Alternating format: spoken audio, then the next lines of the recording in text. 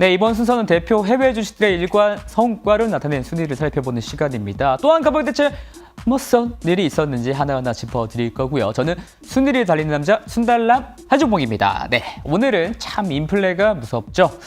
금리 상승 여파로 인해서 가치주를 표방하는 다우는 좀 선방을 했지만 이제 기술주를 표방하는 나스닥은 급락을 했듯이 참 색깔이 분명했던 하루였었습니다. 자, 그렇다면 오늘 상승 종목은 가치주 영역에 있었던 종목들이 강했을까요? 정말 그랬는지 한번 보려고 상승률 상위 5개 종목 바로 리스트 까보겠습니다.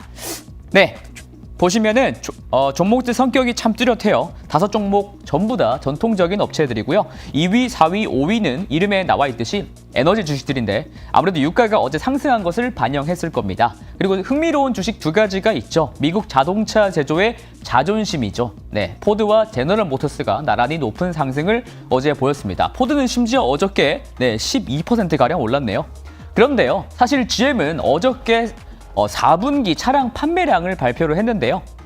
2020년 4분기보다 2021년 4분기 차량 판매 대수가 무려 43%나 감소를 했다는 겁니다. 네, 회사 입장에서는 차량용 반도체 부족 때문에 그런 것이다 라고 해명을 하고 있긴 합니다. 실제로 도요타나 혼다 같은 경우에도 엄청 판매량이 줄었기도 하고요. 그리고 포드도 여기에서는 없고 데이터를 아직 발표는 하진 않지만 제너럴 모터스와 비슷한 수준이지 않을까라고 생각이 되고는 있습니다. 그럼에도 반도체 탓으로만 해명을 좀 돌리기에는 무리가 있는 것이, 여기 보시면 테슬라 같은 경우에는 아시다시피 미국 내 판매량이 거의 70% 급상승했기 때문이죠. 뿐만 아니라 제가 세부적으로도 브랜드별로 판매량을 좀 비교를 해봤는데요.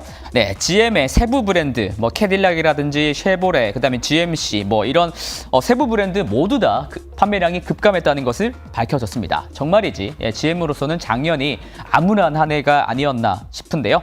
한편 참고로 테슬라 같은 경우에는 지난 4분기에는 렉서스의 판매량도 추월했다고 합니다. 렉서스는 미국에서 가장 잘 팔리는 럭셔리 세단이에요. 그럼에도 불구하고 어저께 포드와 제너럴 모터스의 차트를 보시면 이렇게 급등을 하게 된 것인데요.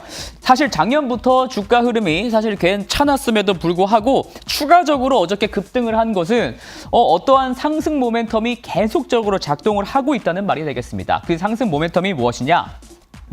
올해는 다를 것이다 라는 기대감이 되겠죠. 작년에는 테슬라의 폭풍 성장에 밀린 데다가 반도체가 없어서 자동차를 만들고 싶어도 제대로 해보지도 못했었지만 올해에는 전기차 신차들을 이렇게 쏟아낼 것이다 라는 사실이 밝혀진 겁니다. 그래서 신차 출시에 대한 기대감, 전기차 사업 확장에 따른 매출 성장 기대감 등이 솔솔 피어오르고 있다라고 보시면 될 것 같은데, 제가 이렇게 적어둔 것들을 이렇게 보니까요, 정말 많은 신차들이 올해 출시가 되긴 합니다. 근데 사실 여기 나와 있는 차량들 중에 상당 부분이 만 1년 전, 작년 이맘때쯤에서도 똑같이 기대감을 받던 차량들이긴 하거든요. 그러니까 신차 출시가 연기가 됐었던 거죠.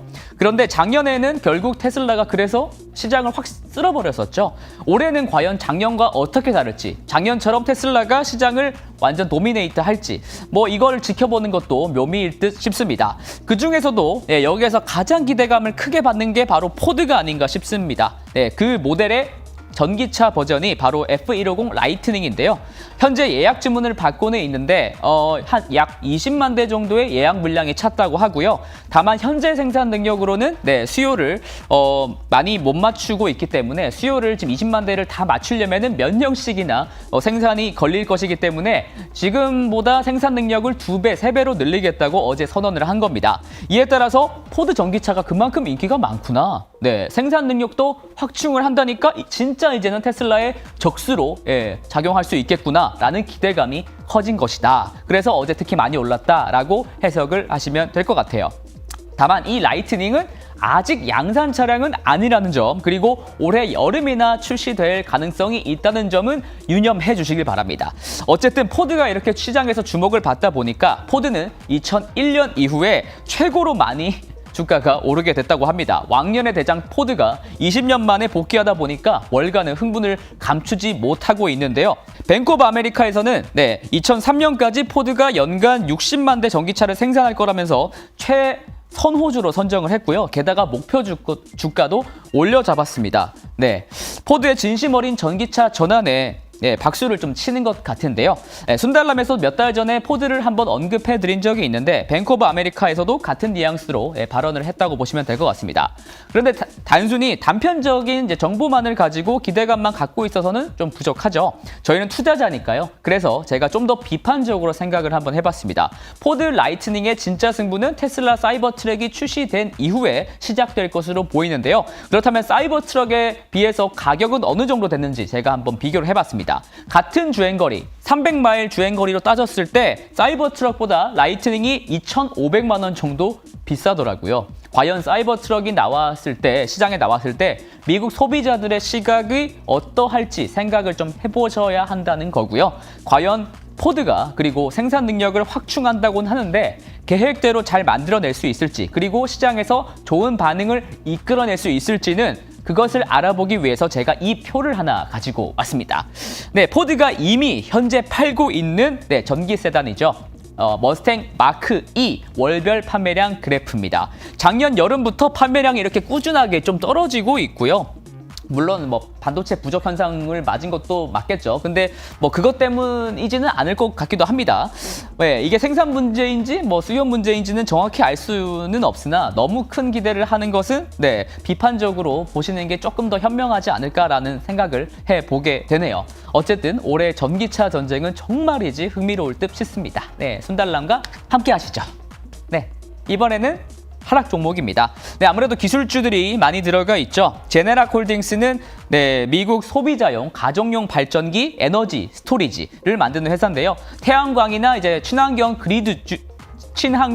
그리드 관련주로 꼽힙니다. 사실 이쪽 테마가 최근 약한 이유가 바로 캘리포니아 규제 당국 때문이죠. 태양광으로 만들어진 전기를 소비자들이 팔 때 보조금을 삭감을 하고요. 그다음에 세금까지 청구한다는 게 그런 정책 계획 때문입니다.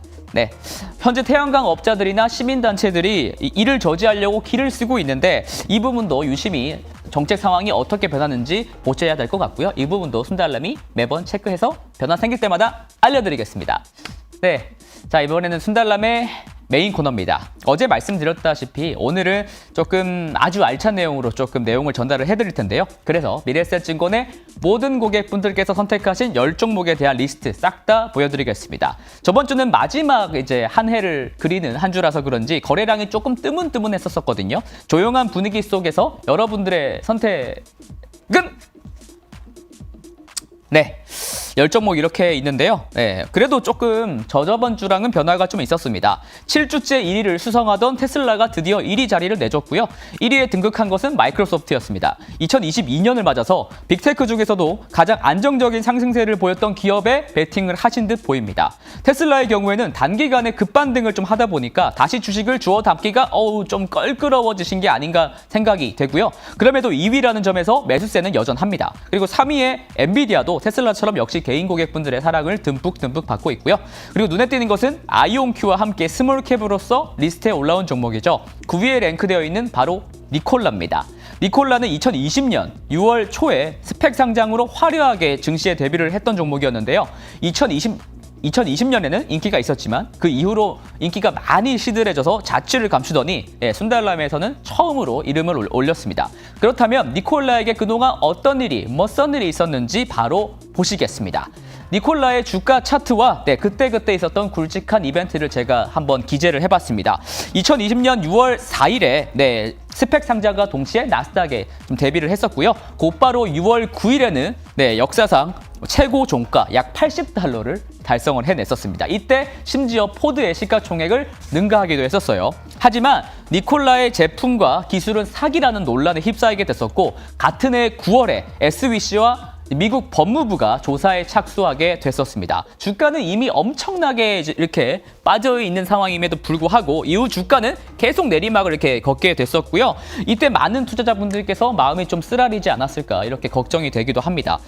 그리고 작년 8월이죠. 이때쯤에 니콜라의 창업자 트레버 밀튼이 금융사기 혐의로 결국 SVC와 법무부에게 소송을 당하게 되면서 주가가 이렇게 상승할 기미를 보이지는 못했었습니다. 도저히 관심을 못 받을 것 같은 주식인데 최근에 투자자분들이 관심을 주셨던 이유가 뭘까요? 바로 이것입니다. 니콜라가 처음으로 수소차가 아니라 전기차를 인도했다는 성공했다는 소식이 들려왔다는 거죠. 바로 TTSI라는 회사의 전기 트럭 2대를 인도했다고 하고요. 추가적으로 최대 이제 100대의 트럭을 또 납품할 것이라는 추가적인 목표도 밝히기도 했었습니다. 그런데 제가 조금 알아보니까 이 2대의 트럭은요, 핵심 반도체 부품들은 빠진 프로토타입의 트럭이라고 합니다. 그러니까 양산에 들어갈 단계의 정식 제품은 아니라는 말이 됩니다. 그리고 물론 차량 인도 소식은 다행스러운 일이긴 하나 섣불리 샴페인을 터트리기에는 좀 무리가 있는 상황이고요. 더불어서 니콜라가 팔았다는 그 전기 트럭에 대해서 제가 스펙을 조금 자세하게 알아봤더니 문제점이 밝혀졌습니다. 우선 배터리가 무지막지하게 많이 들어갑니다. 보통 전기차에는 70kWh에 해당하는 배터리가 용량이 들어가거든요. 그런데 그 753kWh니까 거의 일반 전기차보다 한 10배 정도 배터리가 더 들어갑니다. 그럼에도 불구하고 많이 들어가는데 주행거리는 350마일밖에 안 나오기 때문에 디젤 트럭보다 주행거리가 매우 짧고 최고 속도도 시속 120km에 불과했었습니다. 그리고 무엇보다 문제점은 바로 충전입니다. 80%까지 충전하는데 2시간이 걸리고요. 실제로는 그리고 충전하는데 시간이 훨씬 더 오래 소요될 것이라고 오래 걸릴 것이 자명해 보입니다. 종합해서 문제점 2가지를 제가 꼽아보면요. 배터리를 이렇게 대량으로 탑재를 하는데 니콜라는 배터리 생산 능력이 없습니다. 그렇다면 배터리를 다른 데서 사와야 된다는 말이 되는데 제가 대충 계산을 해보니까 배터리 셀 구입 비용만 1억 6천만 원 정도 되겠더라고요. 그렇게 하다 보면 차량을 잘 판매를 한다고 하더라도 마진이 좋을 리가 만무하겠죠. 또 두 번째 문제는 충전 시간이 이렇게 2-3시간 정도 걸린다고 하는데 니콜라는 자체적인 고속 충전 인프라가 없습니다. 그리고 당장 그 인프라를 깔 의지도 없다는 거죠. 트럭 기사가 충전하는데 몇 시간을 기다리면서 이 트럭을 사용해야 될 이유가 있을까? 고개를 갸웃하게 만들죠.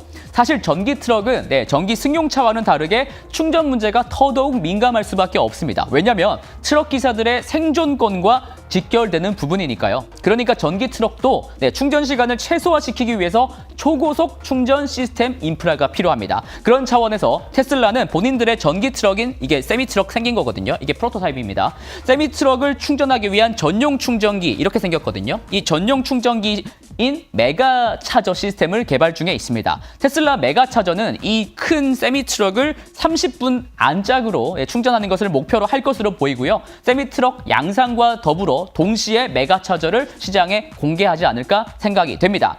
한편 니콜라가 이렇게 보릿고개를 넘기고 있는데 그러면 남아있는 현금은 얼마나 될까? 제가 한번 궁금증이 들어가지고 이 자료를 만들어 왔습니다. 왼쪽 그래프는 니콜라의 현금 추이이고요. 오른쪽은 현금 비율입니다. 우선 니콜라는 2020년 2분기 이때 증시에 상장을 했다고 했죠. 이때 스펙 합병 상장으로 인해서 약 1조 원의 현금이 들어왔었는데요. 다만 최근 1년 동안 약 3분의 1의 현금을 소진한 상황입니다. 더군다나 오른쪽 그래프를 보시면 현금이 줄어드는 것보다 단기 부채가 또 빨리 늘었기 때문에 이렇게 되면 산술적으로 올해 말이 되면 유동성 압박에 직면할 수도 있습니다. 또한 이 두 그래프가 있는데요. 니콜라의 영업 손실과 영업 현금 흐름을 제가 추이를 나타낸 겁니다. 둘 다 역시 안 좋죠. 마이너스입니다. 니콜라는 지난 4분기와 올해 1분기도 실적이 여전히 영업 적자일 것이기 때문에 계속적인 현금 압박이 생겨날 것으로 예측이 된다는 겁니다. 이런 암울한 전망 속에서 니콜라는 SVC와의 민사소송을 종결시키기 위해서 1,500억 원을 지급하는 것으로 SVC와 합의를 했다고 전해졌습니다. 다만 그 미국 법무부와의 형사 소송은 여전히 진행형이라는 것을 좀 유의를 해주시고요. 그러니까 SEC와의 합의는 민사 소송 합의다. 그러니까 법무부와의 합의는 형사 소송이 남아 있다라는 걸 아셔야 되고요. 그리고 무엇보다 니콜라는 트레버 밀턴 창업자에게 소송 비용을 배상 청구하겠다고 발표를 한 상황인데 이게 왜 중요하냐면요. 앞으로 트레버 밀턴이 이런 소송 비용을 준비하기 위해서 계속 주식을 매도할 가능성이 충분하다는 겁니다. 작년 하반기에만 3억 달러에 해당하는 주식을 매독을 했었고요. 그럼에도 불구하고 여전히 트레버 밀턴은 지금 주식 보유량이 5천만 주 가까이 됩니다. 지분율로 따졌을 땐 12% 되고요.